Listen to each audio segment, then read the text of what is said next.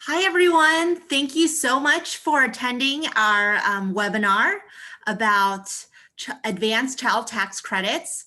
My name is Shirley Peng, and I am the managing attorney of the Tax Law Project at Legal Aid of Nebraska. On the panel today, we also have Andrea Buckley from Iowa Legal Aid. She's with the cute headphones. And then also joining us is Shailana Dunn-Wall. She's my tax fellow at Legal Aid of Nebraska. And all three of us are tax attorneys, and we can answer any of your tax questions on this webinar if you want to just go into Q&A at the bottom of your Zoom screen. If you have something more specific to your tax problem, or if your clients have tax issues later on, our contact information is on the last page or the last slide of this PowerPoint. So if you are a Legal Aid of Nebraska, if you're a Nebraska resident, you can call Legal Aid of Nebraska. If you're an Iowa resident, you can give Iowa Legal Aid a call. If you're outside of those two states, you can check the irs.gov website and find the closest low-income taxpayers clinic in your area. But let's get started since we're a couple minutes after 2 already, and Shailana will get us started with what is the child tax credit. Hello, everyone. So you may or may not be familiar with the child tax credit. It is a tax credit that is available to most families with minor children. So generally children under the age of 17. And just a little terminology, if you're not as familiar with tax as Shirley, Andrea, and I are, a credit is something that will decrease the amount of tax owed by a taxpayer to the IRS. Most years, the child tax credit is $2,000 per minor child, with $1,400 of that being a refundable credit, which means that if the tax debt is decreased below zero for with the minor children, up to $1,400 of that per child is available as a refund. In the past, this credit has also been limited to families with earned income. For most people, that's W-2 wages. For self-employed individuals, it can be measured in a different way. But generally, to get the child tax credit, most years, you do need to have some sort of income. So like I mentioned before, most years, the credit is $2,000 per child, with $1,400 of that being refundable. And it's normally only available to taxpayers with earned income. So normally that credit comes into play. You may not even realize it when you file your taxes, normally February, March, April of the following year. When you're using your tax filing system or talking to your accountant, you mention your children get listed, and you get a credit for that. And it's not necessarily something that most people see or are specifically aware of. However, the American Rescue Plan Act significantly expanded the child tax credit for 2021, the current year. 88% of families with minor children are eligible for this expanded credit. So nearly everybody with a minor child is going to be benefiting from this increased credit. The eligibility for the expansion of the credit is listed on the slide. So for single filers, up to $7,500, head of household incomes up to $112,500. Married filing jointly, incomes up to $150,000. If income exceeds that, that doesn't mean that the taxpayer is not eligible for a child tax credit. They just may not be eligible for the expansion, or they may only be eligible for part of the expansion. So if income is above those levels, the child tax credit for this year is going to look just like it does most years, like I discussed on the previous slides. If income is just slightly above the phase out amount. Taxpayers are going to be eligible for an amount between the normal child tax credit, the $2,000, and the increased amount. So for this year only, the child tax credit is not $2,000. It is $3,600 for every child under the age of 6, or $3,000 for children who are aged 6 to 17. This isn't a permanent change. It's just for this year as far as current legislation says. And then the other change is that there are going to be advance payments this year for the final 6 months of the year. So July 15th should be the first one. So for the 2021 expansion of the child tax credit, it's only temporarily available to all families with minor children, even if the family has no earned income. So in the past, you have to have some sort of earned income to take advantage of child tax credit. For this year only, you do not need any earned income. So the amount of credit has been increased for children under age of 6. So a newborn all the way up to 5, the credit will be $3,600. And for children age 6 to 17, the credit will be $3,000 per child in that age range. So families eligible for the expansion will receive half of the credit in advance payments from July to December. And if the parents are not filing jointly, only one parent is able to claim each child, and the credit cannot be split between parents. I know the results of the child tax credit changes. 88% of families with minor children will be eligible to receive the higher credit amount. 50% of children currently living in poverty are expected to be lifted out of poverty as a result of this increased credit. So this is particularly impactful in families that have little or no earned income that in the past generally are not able to claim the full credit. Advance payments for each of the last 6 months of the year, so July 15th all the way up to December, eligible families will receive a payment equal to 1/12 of the full credit. So the other half of the credit will be included in the taxpayer's 2021 tax filing, which is early next year.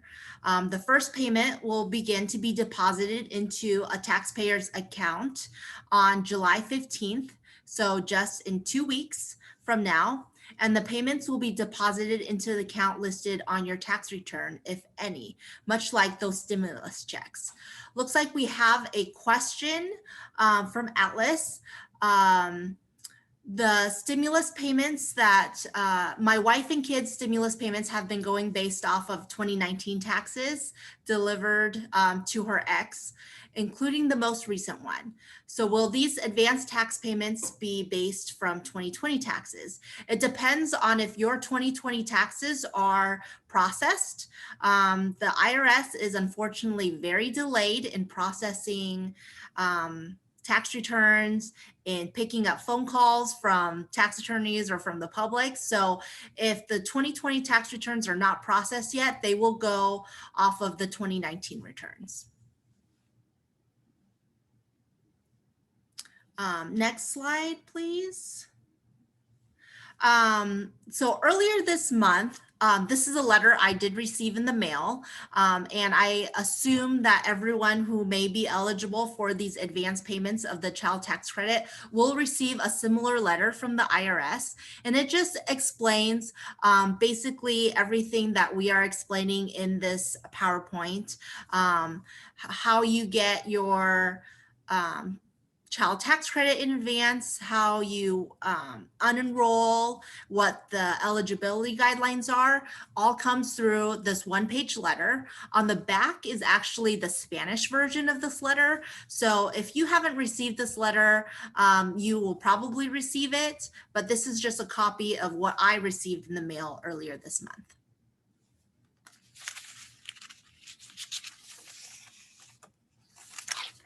And then family changes affecting child tax credit. So the IRS will base eligibility and family size on your most recently processed tax return. Most people, it's going to be 2020 since the deadline to file was earlier in May. If you have changes, you can update your information with the IRS on their two portals on their irs.gov website. We have the link on the slide. But if you want to go to irs.gov, it's going to be just right on the front page, child tax credit, and then click on that. And that way you can update your information if you have either a new baby or if you've adopted a new child, your income changes from your last processed tax return, if it went up or down, you can update that on the IRS portal. If you have a custody agreement that switches which parent claims a child on their taxes, that's also something that you can update with the IRS. And also, if you want to opt out of the advance payments, you can also do that too. And Andrea will go through the portals with you and explain how to do that for you or your clients. Right. Hi, everybody. Can you all hear me? I don't always trust my headset. So, and just so you know, we're kind of at a little stopping point. We see that there's a lot of questions. We will get to those. Hopefully we will maybe address some of these questions as we go through the rest of the slides. And we do have some hypotheticals at the end. I guess we should say, we can't give, and Shirley may have given us up top, we can't give specific legal advice. So if you put a bunch of information in the chat, we're not going to be able to just give you advice. There's a lot of things that is different between information about taxes and specific advice to your situation. You can always call us and do an application with our agencies, and we'll have that information at the end. But hopefully we'll address some of the big questions, because it is a really complicated, really new thing. I think most of us have not been in a situation where we're getting advance payments on stuff, and it's just been a very unusual tax time the last couple of years here. So let's talk about these portals. So right here we have a screenshot of what you would see. The link Shailana shared in the chat, and it was on the previous slide. If you go to the irs.gov website and you want to provide some information to the IRS, you're going to have some options. There will be 3 different portals, or at least 3 different options. Right now, as of like an hour ago when I checked, there are still only 2 portals. One is to unenroll from advance payments, and the other one that's available right now is non-filers. So if you aren't a person who has to file a tax return, you can go through that portal, and I think we'll talk about that part in a little bit. There will be a 3rd portal supposedly soon.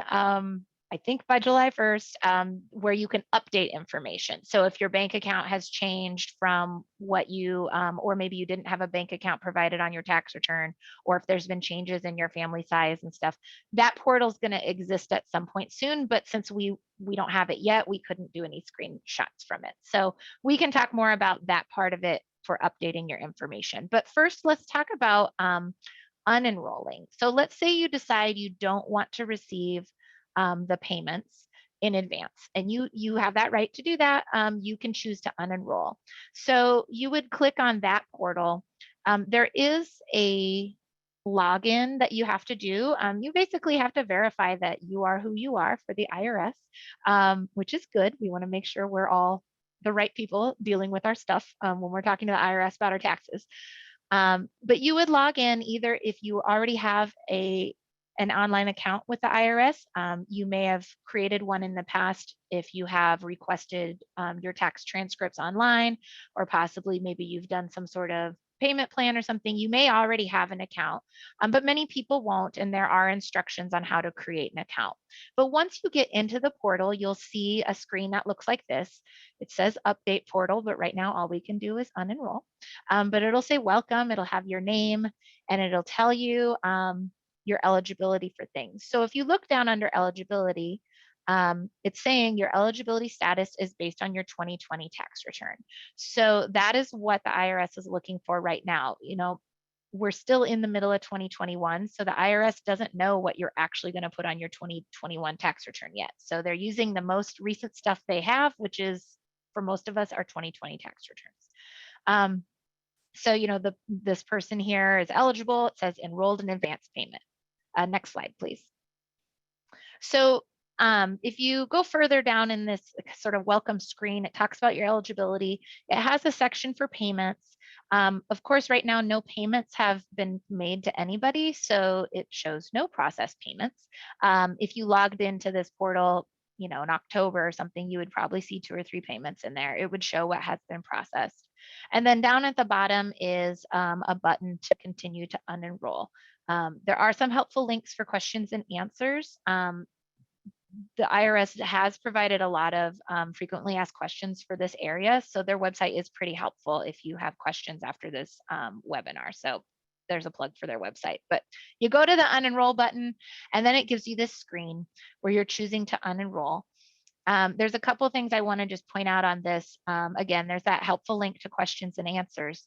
But that middle sort of paragraph, that longer text says, you know, if your most recently filed tax return was a joint return, your spouse will also need to unenroll.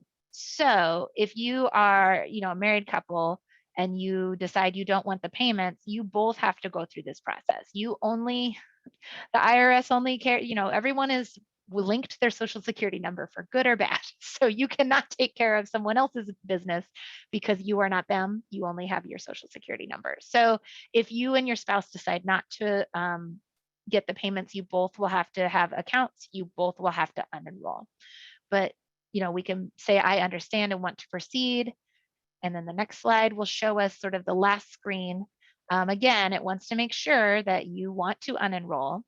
And then it says, and this is, I think, the first time it says it in this process, I understand I can't enroll again. So right now, there is not a way for you to decide to get payments later. Now, you don't have to unenroll right now. If you're not sure what you want to do, you can start getting payments, and, you know, in September or October, you could go unenroll then, but you cannot re-enroll. So make sure this is really what you want to do, but then all you'd have to do is check the box and hit submit, and then you'll be unenrolled. And again, if your spouse, if you filed a joint return, your spouse would need to do that as well. Next slide, please. So like I said, if you filed joint, you both have to unenroll. In the situation where maybe one of you doesn't get around to unenrolling, they are only going to pay half a payment. So again, it's all linked to social security numbers, right? So if the IRS system shows that one parent is going to be getting the payment, they're going to get half the payment. Half of a payment for a child over 6 would be $125 a month. $150 for the younger children. And again, that's per child. So, you know, it takes some coordination between parents if you filed a joint return. The other thing, and I know there's going to be questions about this, so we'll get to that when we get to our hypotheticals. You know, for parents who are not filing joint returns, maybe you alternate children, or you have some sort of custody arrangements where your tax situation changes from year to year, there's probably going to be some coordination that needs to be done between the parents to figure out who needs to unenroll, who needs to make sure that information's up to date. And we'll talk about that in a little bit, but it's important to realize both parents may have to do something to make these advance payments work the way they're supposed to.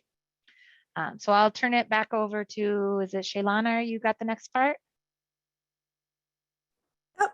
So as was mentioned, there is a second portal. So if you are somebody who does not need to file taxes, but does have dependent children and will be claiming child tax credit, you can use the non-filer sign-up tool.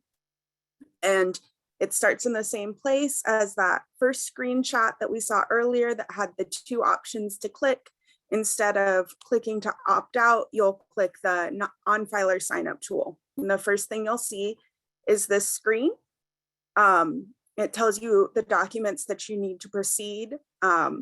Just like with unenrolling, you need to have a lot of documents to verify your identity, just to make sure that there's nobody messing with your IRS payments or anything that isn't you. And this can be difficult for some people to get these documents.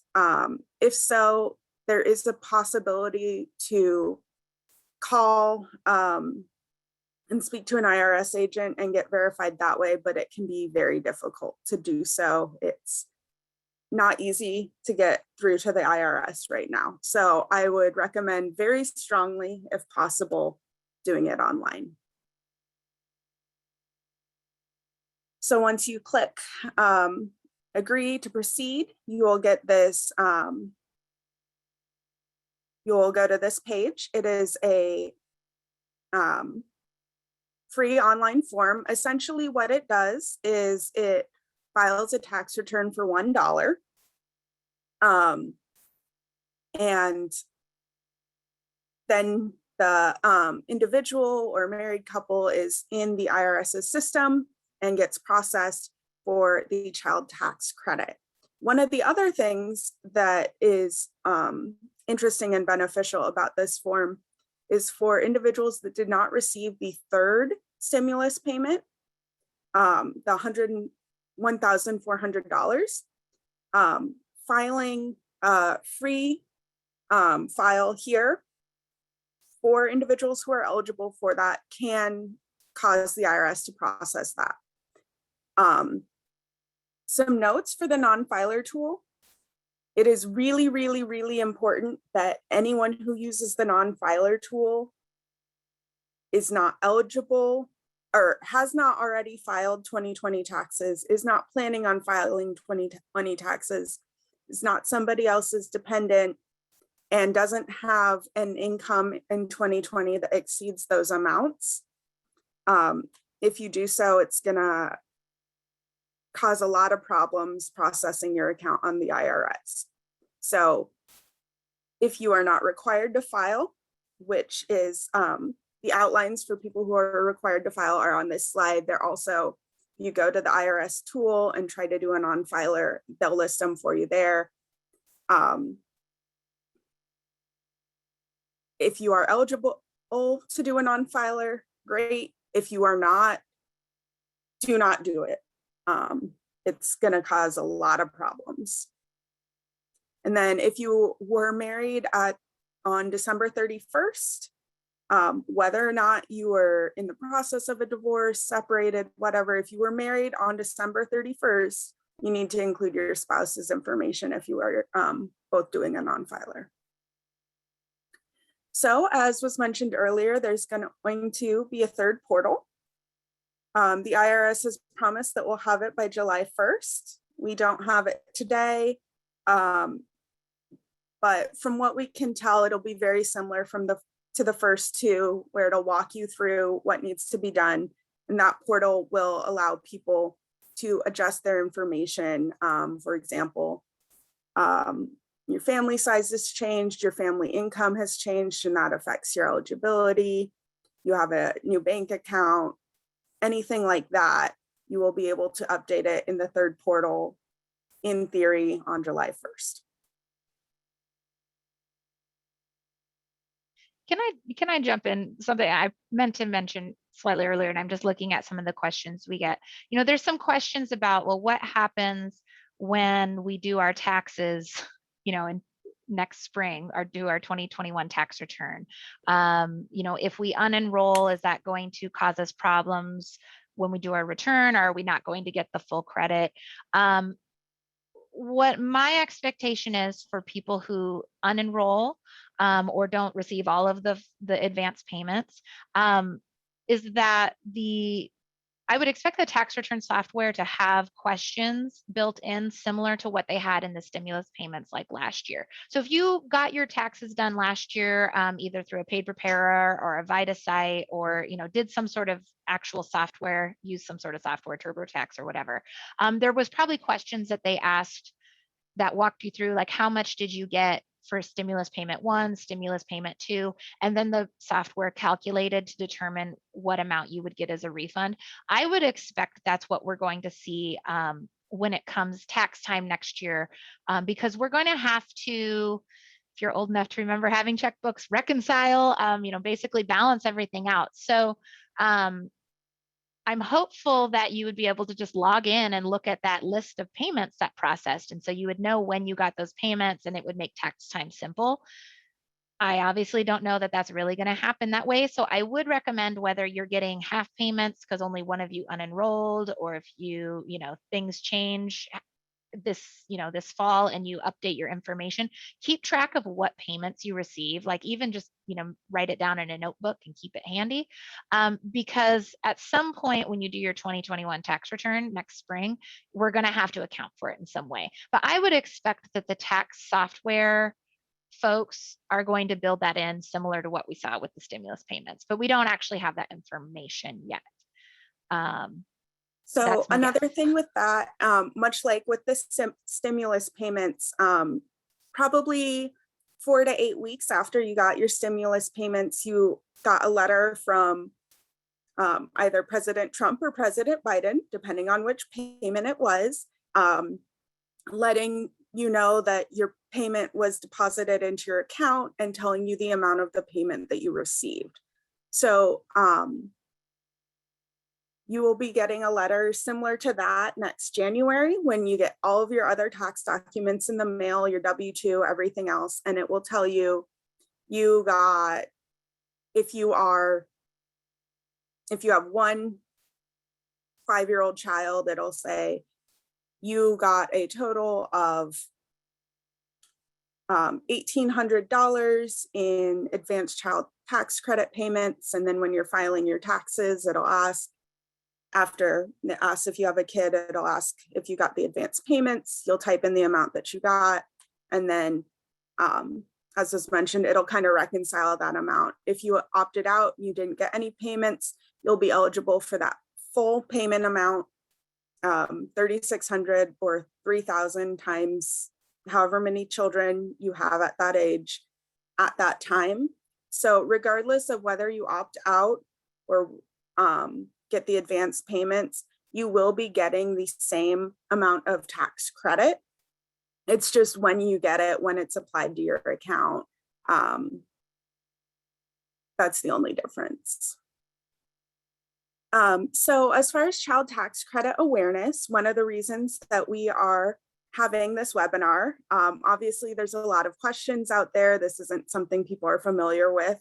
And then also, around 55% of families expected to receive the credit are unaware of the payments.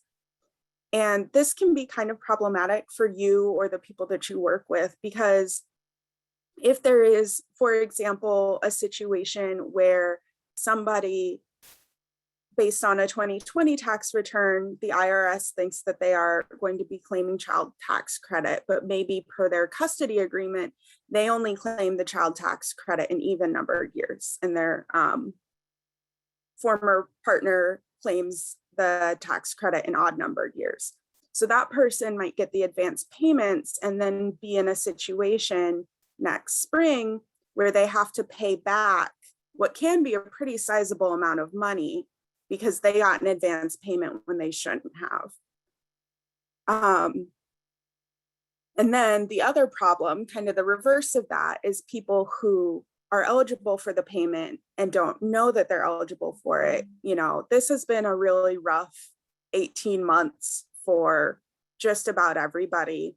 And there's a lot of people, and that's, you know, why these advance payments were created, who are in a position where that amount of money is going to really help make a difference in their lives and their children's lives.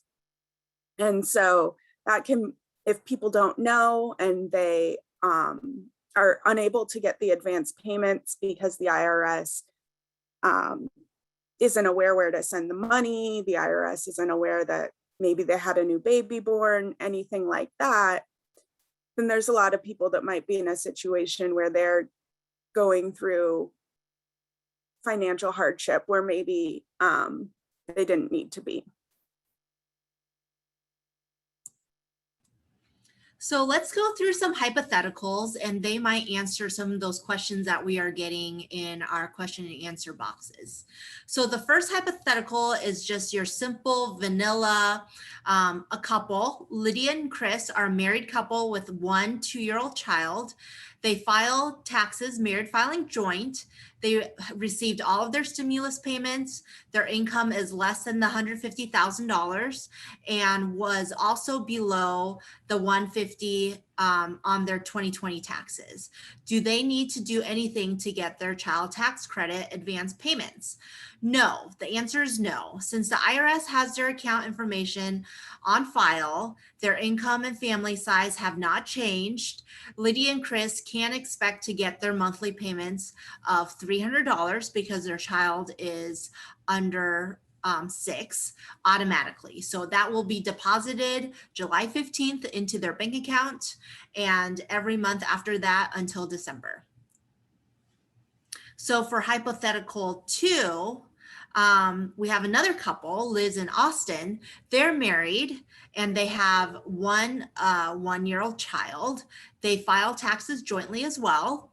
In 2020, they made $100,000, but in 2021, they expect to make over the eligibility threshold of 150. So they are expecting to make $170,000 because Liz got a great promotion at work. Do they need to make any changes before getting their child tax credit? The answer is yes. Since they know now, they expect that they won't qualify. Liz and Austin should not get any advanced child tax credits unless they plan to pay it back. So they should go into the IRS website and update their income so they do not have to pay back part of the credit when they file their 2021 taxes. So they can either do what Andrea showed us and just both unenroll. So both Liz and Austin has to unenroll for the advanced child tax credit to make sure that they don't get the money and that they don't have to pay back the balance next year, since they obviously don't qualify in 2021. So before we move into hypothetical 3, just to piggyback on that, and I just saw a couple questions in the chat. Part of this is confusing because this is a 2021 tax benefit, right? We are in 2021 right now. The government or Congress, wants to provide this benefit for us in 2021. But the way that our tax system is set up is that we really can't file a tax return until our tax year is over. So there's a lot of essentially guessing or educated guessing on the part of the IRS in how do we get this money to people. So, for the questions, it's like, why does it matter if it's 2020 versus 2021, or like, why are we looking at the old tax returns? Essentially, the only way the IRS can provide this money now is by using information it already has. And for a lot of people, your tax information may not change from year to year. Maybe your income stays fairly steady. Maybe you're already married and you stay married, or you're single and you stay single, or whatever. But obviously there are people who have changes in their situation. So that's what makes it, I think, difficult to sort of wrap your head around. Why do we have to have a portal? Why do we have to update our information? There's going to be a lot of people, just by the nature of how confusing this is that they may not make any changes, and then the changes will just need to be made when they file their tax returns. But it's, the best that we can do to educate people on kind of all of this crazy stuff. Hopefully we can help you avoid surprises when it comes to tax time when you do your tax return. So I appreciate that it's kind of confusing. We had the same problem last year with stimulus payments. We were paying things on information we didn't have yet, so we were looking backwards. And so sometimes we just have to reconcile and balance that out. So let's move on to hypothetical 3. There's a lot of questions about what I would call the intersection of tax and family law. So let's look here. Anne and Ben are parents to 2 children. Both the children are over age 6. They're divorced, and their divorce decree or their custody agreement is that they switch the children back and forth, or they alternate the children each year on their taxes. So Anne claims the kids on even years and Ben claims them on odd years. So what do they need to do here now that we're talking about advanced child tax credit? So this is exactly what I was just saying, right? They're paying payments out now, but the IRS doesn't really know what's going to happen in 2020 until someone tells them. So because these advance payments are part of your 2020 tax return, that's an odd year. So under 2021. Sorry, 2021. I just want to make sure we're not confusing anybody. I know. I was like, as I was talking through things before we started, I said the wrong year many times. So yes, 2021. So because this is a 2021 tax credit, it's an odd year. And so under Anne and Ben's situation, Ben gets to claim the credit, or claim the children on an odd year. So this is where it comes to some coordination. Because the IRS has the 2020 information, the IRS thinks Anne's going to get the payment because Anne's the one who claimed him on 2020. So Anne would need to opt out. So she would need to go into the portal and unenroll so she doesn't get those advanced payments. Then Ben would need to go into the portal when that magical one opens to allow us to update information. And he would need to update to tell the IRS that he's the one that's going to claim the kids on the 2021 tax return.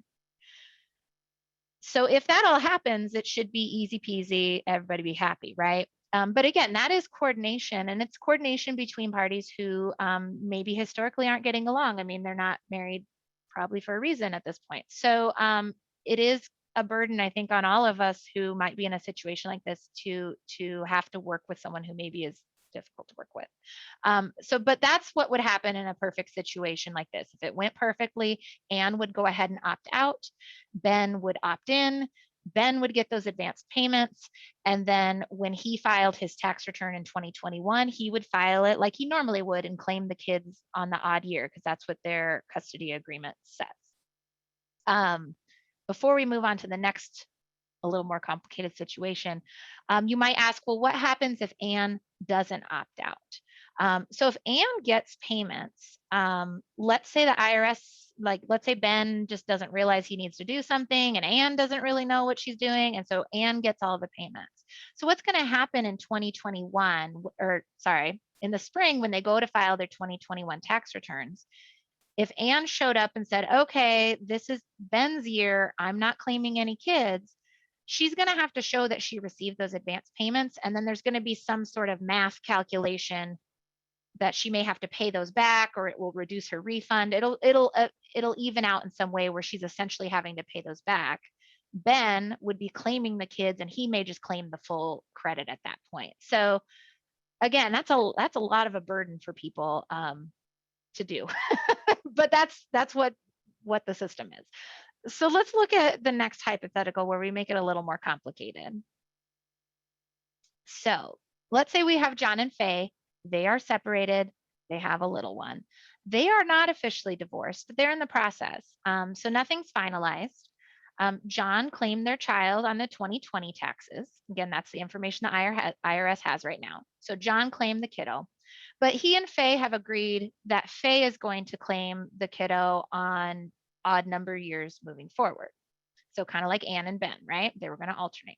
But now John doesn't think that's fair. And John does not want to do what they agreed to do. He wants to just split the credit. So that's not a thing that can happen.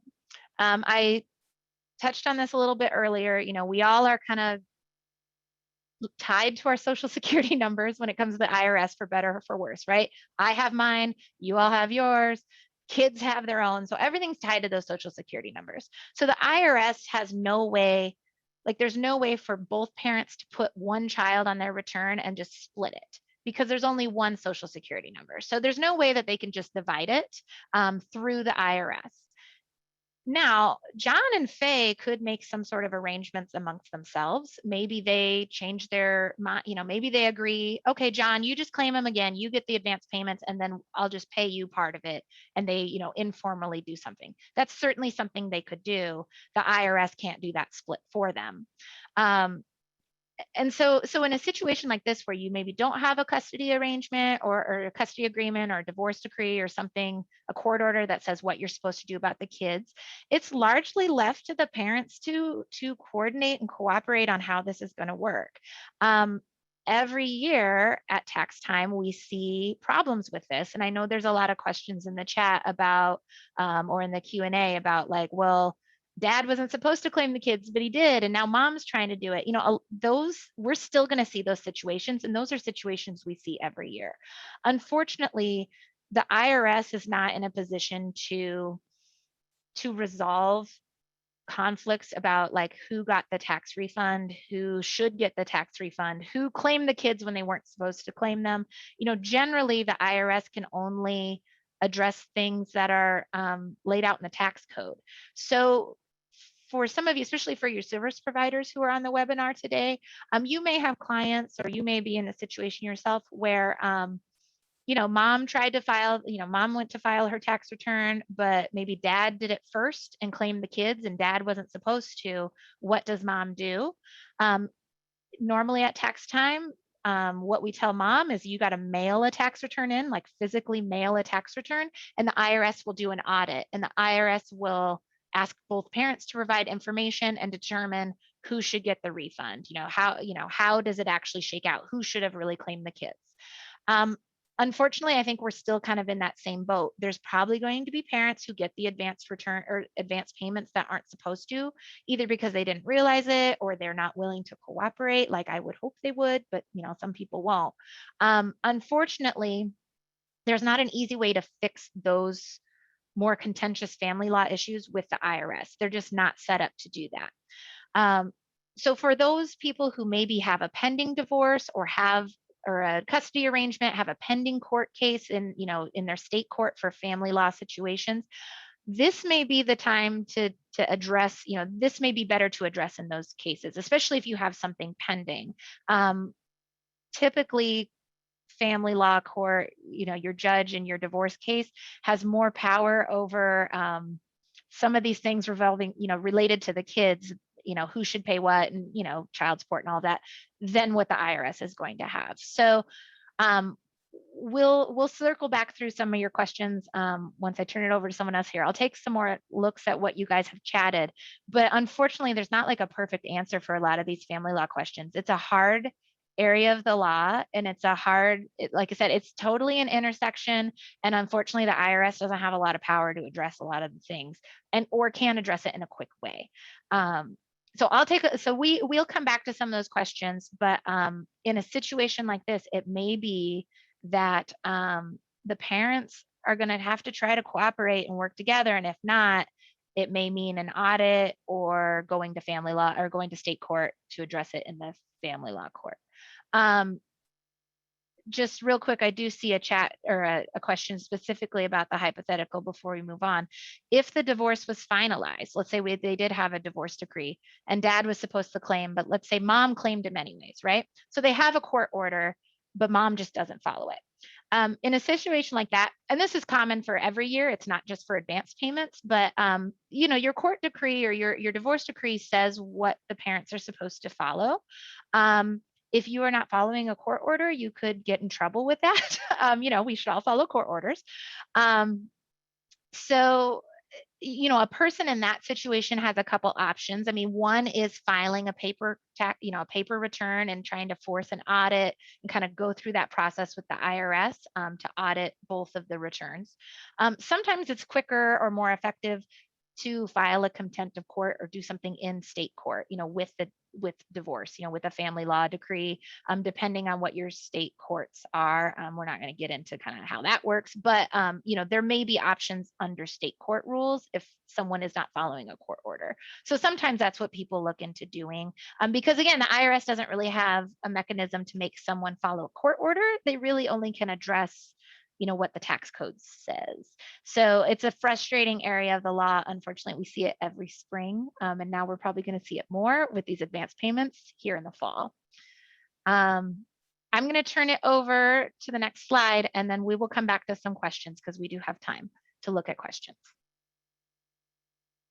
Okay, so this is our last hypothetical. Meg and Mike had a baby born in 2021. Congrats. They're married. They file taxes jointly. Are Meg and Mike eligible for advance payments of the child tax credit? So the IRS measures family size and children's ages, as well as, if it's relevant, it's not so much for this topic, but just for everybody's knowledge, marital status based on December 31st of each year. So if you have a child born on December 30th, you still get the child tax credit for the full year. If you have a child born on January 1st, even though, as you know, those kids are basically a year apart, the parent with the child born January 1st gets the same amount of tax credit as the parent with the child born December 30th. The IRS just, that's kind of, it's a little bit arbitrary, but that's the easiest way to measure it. So family size, children's ages, all of that is measured based on December 31st of each year. So since Mike and Meg's baby was born in 2021, they will have a baby on December 31st of 2021. So they will be eligible for the full amount of the child tax credit. Since it's a newborn, it's going to be $3,600. If they want to receive advance payments of the credit, they're going to need to go on the IRS portal that doesn't exist quite yet, but hopefully should in 2 days, and update their family size. And they're probably going to need to wait until their child has a social security number to do this. So it's not something you can do right after you give birth. You got to give it a little bit of time. If that's something that they don't do, don't have the time, don't have the social security number, for whatever reason, having a newborn is pretty time consuming, they just don't get to it. That's fine. They will just receive the full amount of the credit, the $3,600 as a credit when they file their taxes the next spring. So I know we have a bunch of questions. For those of you that have questions that are specific to your situation, it might be best for you to contact either Legal Aid of Nebraska or Iowa Legal Aid, depending on where you're located. And we can do an intake with you and see if, for very fact-specific cases, this can be a better way of doing it, because obviously we don't want to talk about all your personal information on a recorded webinar. You don't want that either. But otherwise, we will get to some of the more general questions. Yeah, so I wanna answer a question that's really something I said. When we were talking about auditing, and like, hey, you might have to like send all this stuff to the IRS if you get audited and the IRS decides who should get a credit. The IRS looks at a number of things in making that determination. If you have a divorce decree or some sort of legal document that says what you're supposed to do, the IRS will consider that. It's not the end all be all, and it kind of depends on what credits and things you've claimed on the tax return. So a lot of times we'll see these audit situations happening where both parents are kind of fighting over the kid to claim them with earned income credit. The earned income credit is not a credit that you can alternate back and forth like some other tax benefits. So for some of you who maybe have filled out I think it's an 8331. It's like it's the custodial form where the custodial parent signs over the credit to the non-custodial parent. So you alternate each year. That doesn't apply in the earned income credit situation. So that might be someone asked a question about like, well, what about the tax code? So it kind of depends on what the audit is about and the situation. But if you get audited and you have a court document, it never hurts to show the IRS what you're supposed to be doing. But that's not going to be the only determination in an audit. They look at a lot of things. So I wanted to clear up my own answer on that. We had a question about the earned income piece of this. Shirley or Shailana, can one of you just kind of talk a little bit about maybe people who don't normally have earned income, maybe who are on Social Security benefits, and how that works for this year? Yeah, so as I mentioned earlier, and I was a little brief about this, earned income is, for most people, it's your W-2 wages. And a lot of people who don't have earned income, W-2 wages, they're not required to file taxes every year. And so most of them don't, because it's not everybody's favorite thing to do. For those people, they're not generally eligible for the child tax credits. They're not missing out on any money by not filing. However, for this year, since there is no earned income requirement, things like Social Security, disability, that don't count as earned income, but are income, they, sorry, lost my train of thought. Those people are going to be eligible for the child tax credit, even though they aren't normally. So they're probably going to want to go in and use the non-filer tool. And again, just confirm that they meet all of the requirements to use the non-filer tool, and then file for the non-filer. And that way they will get into the IRS system, and the IRS will calculate and pay their advance payments. And if they don't do this, they should file a 2021 return, and it will have no income listed because there is no earned income. But that way they will get a refund of the amount of the child tax credit that they did not get as advance payments, whether that's half of the full amount because they got all of the advance payments, or the entire amount because they got no advance payments, or something in between. And just to sort of piggyback on, and again, it's so confusing when we're talking about advance credits and what tax year are we in, or what return. There's also a lot of questions like, well, what happens if the child ages up sometime during the year, their birthday's in the middle of the year, and so they're 5 and then they're 6, like what amount do we get? Or when is the child born? A lot of what the IRS looks at, and in this situation it looks at what is the status of everything on December 31st, 2021. So if your child is 6 on December 31st, 2021, you're probably looking at the lower amount of credit, because there's the IRS has to pick a point, has to pick a day. So for example, like under any other circumstance, if you are married on December 31st, 2021, you can file a joint return, even though you were really only married that last day of the year. It's the same principle with a lot of these other things. So, life happens throughout 2021. When we go to file our 2021 tax returns next spring, we're going to be looking at kind of what's the status of things on the last day of the year. So I think that's what we're going to use to calculate, for the ages of the children and things like that, or when the baby was born. So as long as the baby was born before December 31st, or I guess before January 1st, somewhere in the calendar, the baby is assumed to be here the whole year. We have so many questions, you guys. I appreciate having options. Well, Jocelyn had a quick comment. Heard the deadline for unenrolling was yesterday. This came from a tax prep place, and that is correct for the July 15th payment. So there is a lag time for the IRS. So if you wanted to unenroll and not get your July 15th payment, yes, the deadline was yesterday, Monday, the 28th. So everyone right now who qualifies will probably get a July 15th payment, but you are still able to unenroll anytime.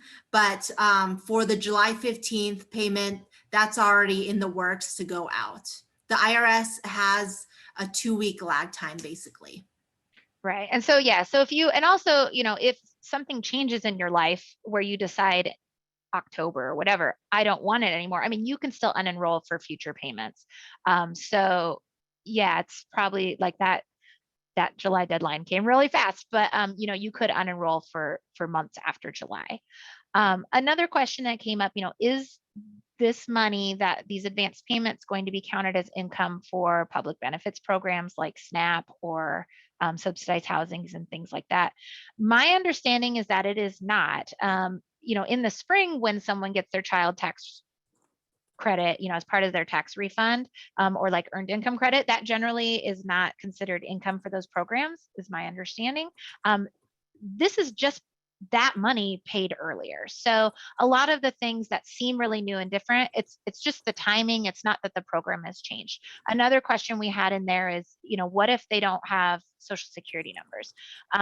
This credit, the child has to have a social security number in order to qualify for this credit. There is another credit called the credit for other dependents, that if a dependent does not have a social security number, the parent may qualify for that. It's a much smaller credit, but that still exists. Like, that has not changed. The only thing that has changed about the child tax credit this year is the advance payment, and then the amounts and some of that earned income stuff. But some of the things like having a social security number, that is still the same as previous years.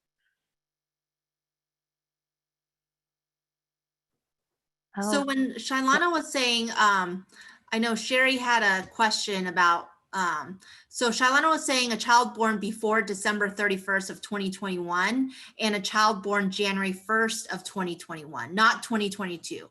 Any children born in 2022 they're not eligible for this 2021 tax credit. So what Shailana was saying earlier was January 1st of 2021 is the same as December 31st of 2021.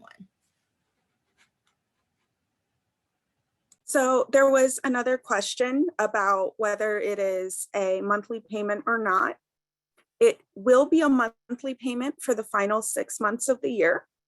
So for every child age 6 to 17, that's going to be $250 per child per month.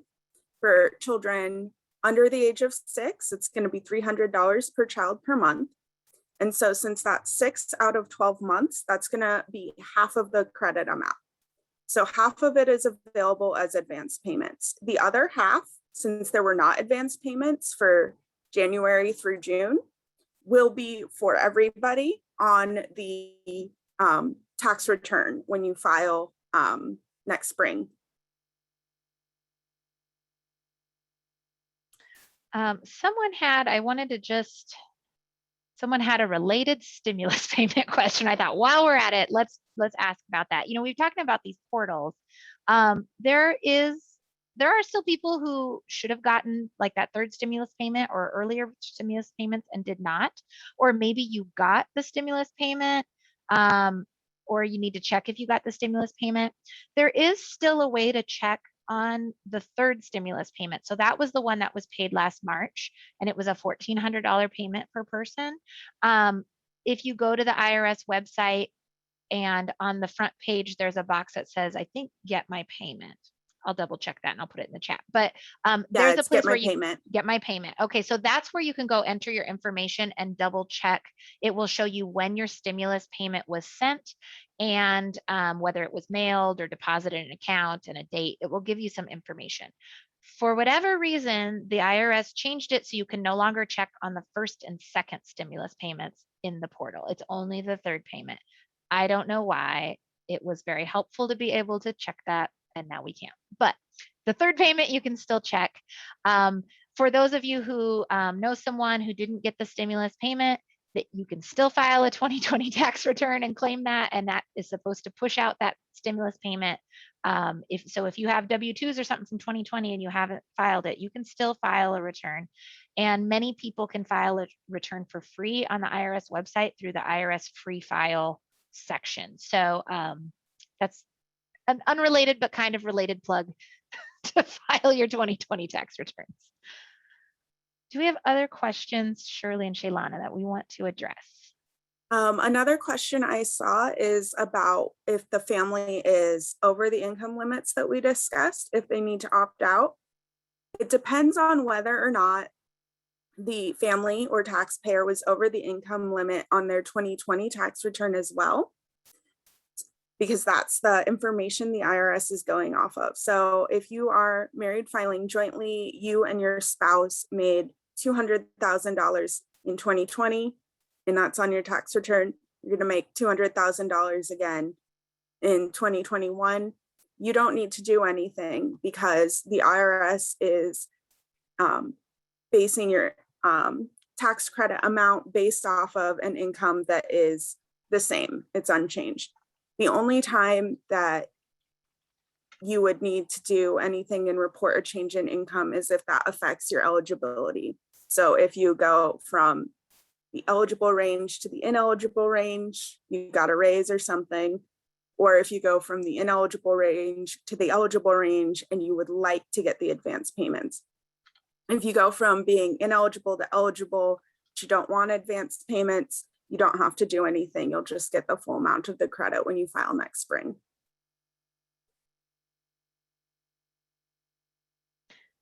We obviously have a lot. I mean, there's a lot of questions and confusion about this topic. We could probably spend all afternoon talking about it. I did add a couple links just now in the chat for the free file that I mentioned and the stimulus payment. We will be sending out the slides again, and there are links in the slides as well. So we will provide that information for you if you signed up today. And, you know, like the slide there has our information. If you're an Iowa resident, you can call Iowa Legal Aid. If you're in Nebraska, you can call Legal Aid in Nebraska. Our services are free if you qualify. We have some questions we'll have to ask you to make sure, you know, it's something that we can help you with. If you are not in Nebraska or Iowa and you joined us, thank you. There are low-income taxpayer clinics across the country.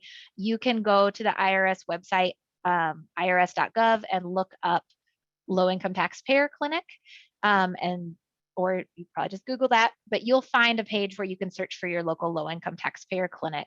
And we will hopefully get you to someone who can help you with your tax issues.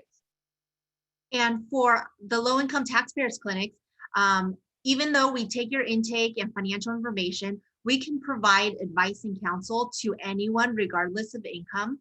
So if you have a tax issue, if your clients or anyone you know have any tax questions, you could give us a call. And even if you're over income, we can provide advice or talk you through the process of tax procedures.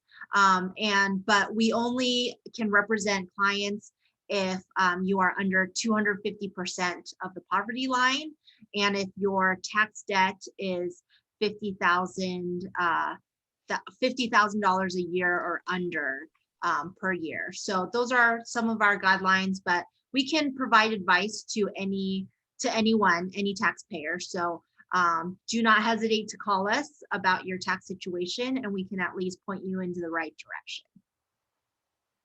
Thank you so much for joining us. We are recording this, and we'll send out the recording and the slides to you if you are registered. Thank you so much.